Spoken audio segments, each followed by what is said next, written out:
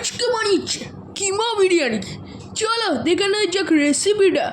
প্রথমে মাংসটাকে ম্যারিনেট করে নিল দই নিয়ে, তারপর তেলের মধ্যে পেঁয়াজ দিয়ে ভালো করে নাড়িয়ে চাড়িয়ে নিলে একদম লাল করে নিল, বেরেস্তা হয়ে গেল। তারপর আলুগুলো দিয়ে একদম ঝকঝক করে নাড়িয়ে নিল তেলের মধ্যে। তারপর আবার পেঁয়াজ দিয়ে আবার আদা রসুনের পেস্ট বানিয়ে ওটাকে আবার ওই পেঁয়াজটার মধ্যে দিয়ে দিল, দিয়ে আবার ভালো করে নাড়াচাড়া করে নিয়ে দিয়ে দিল লঙ্কা। তারপর ভালো করে নাড়াচাড়া করার মধ্যে দিয়ে দিল চিকেন ম্যারিনেট করা।